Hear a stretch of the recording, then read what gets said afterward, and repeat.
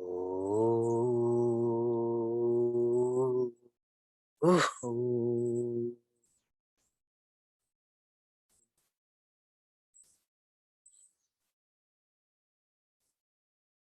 Oh.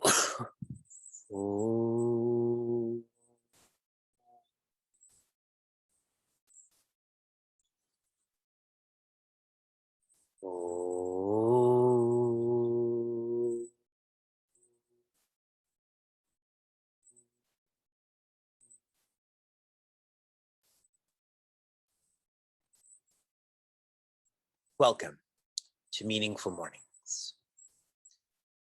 There's a casual yet accurate saying in Hindi, Jaise Sanga, Vaise Ranga, which means in English, as your association, Sangha, so is your personality, Ranga.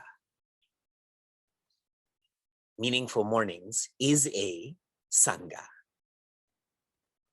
And we have many focuses in our association, the foremost being peace. Vaise Ranga, are you feeling more peace-filled? I pray you are. And if you're not, maybe your Sangha is Zoom and not this community. So be more authentic, be more deep. If you think of some of the most agitating parts of your day, and I hope you're not thinking meaningful mornings, some of the most agitating parts of your day, I'm projecting it would be before you begin acting. Suppose you have a meeting or you have to clean a room, or during that acting. There's a conflict in that meeting, that room never gets cleaned.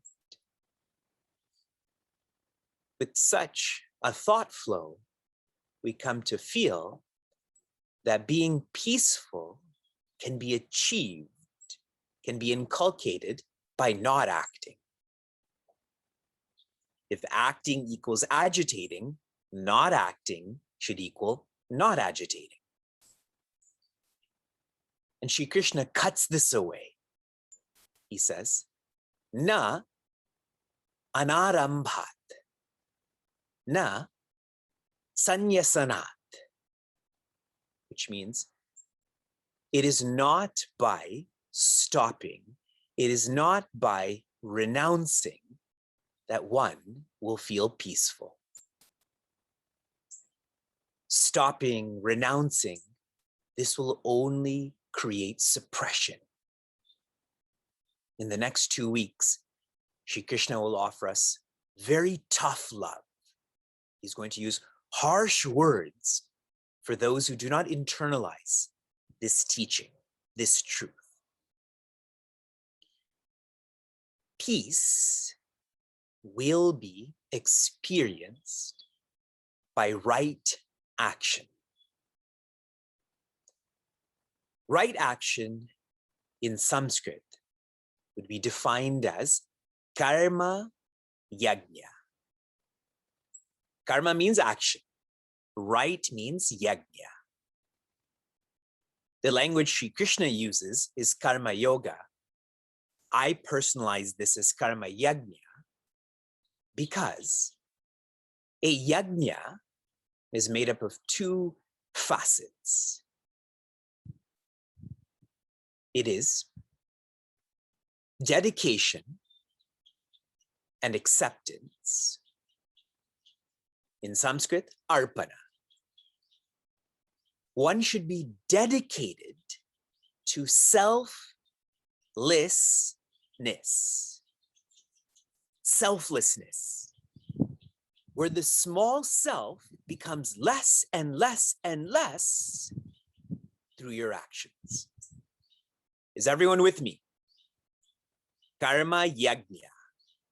What is the yajna? Made up of 2 parts. The dedication and the acceptance. What should one be dedicated to? Selflessness. Now, the acceptance in Sanskrit is called prasada. That should be, I'm going to force language here, self-moreness.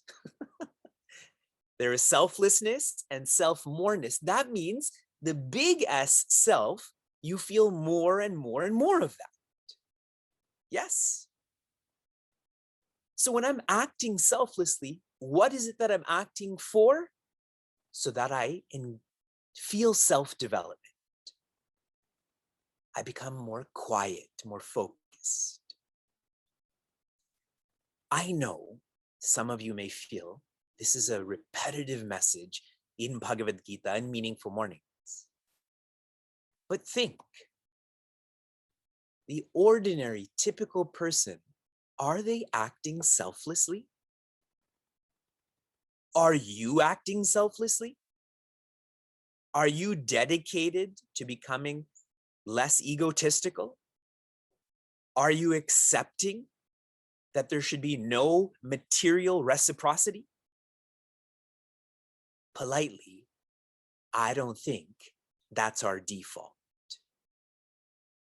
This is only repetitive if one is engaged in the right action. But if we're not engaged in the right action, this repetition is required. And be open. He's sharing this with Prince Arjuna. Prince Arjuna is one of the greatest. I can't touch Prince Arjuna. So if Sri Krishna is emphasizing this to Prince Arjuna, I should have the humility that this definitely applies to me. When one is engaged in karma yajna, selflessness, self-moreness, one will naturally renounce actions. The implication being renouncing the dependency on actions.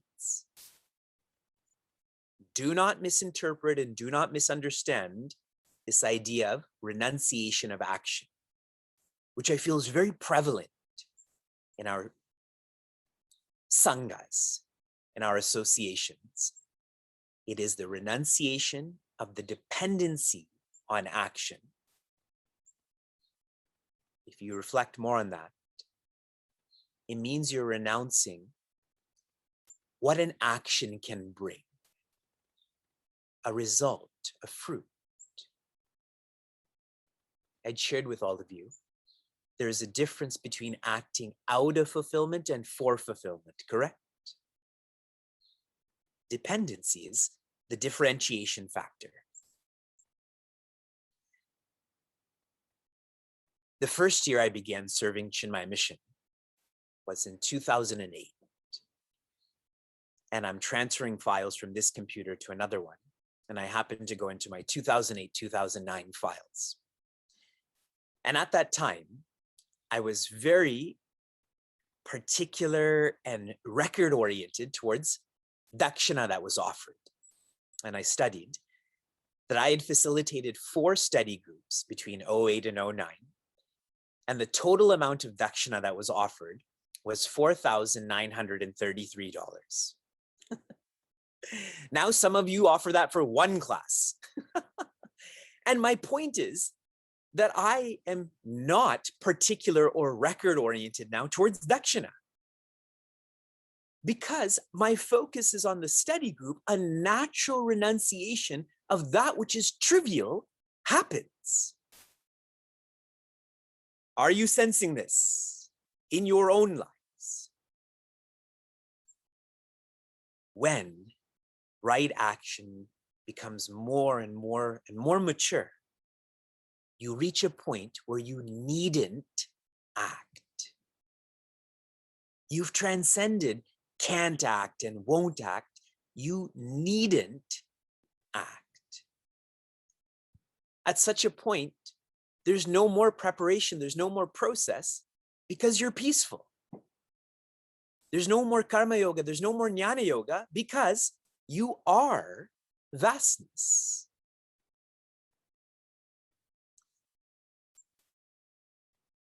If you are inspired, you will naturally apply what is being taught. If you understand, you will naturally appreciate what is being taught. There is no more beautiful or powerful practice than what is being shared right now. The one who is inspired, the one who understands, they are clear about the costs of wrong action. They are clear of the benefits of right action. No excuses. The next verse, verse 5.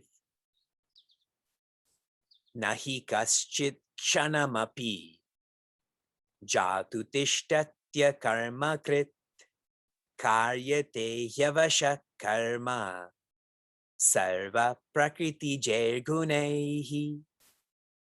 He, indeed, this is a point of emphasis, na kashit kshanamapi, not for a moment. Not for a moment what? Jatu, which again means indeed. Tishtati akarmakrit, can one stand without acting? Not even for a kshana. Kshana does not mean minute. It means a moment. Can we not act? And you can think of this in a physiological sense.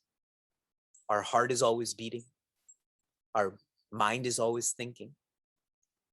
But more so in a metaphysical sense.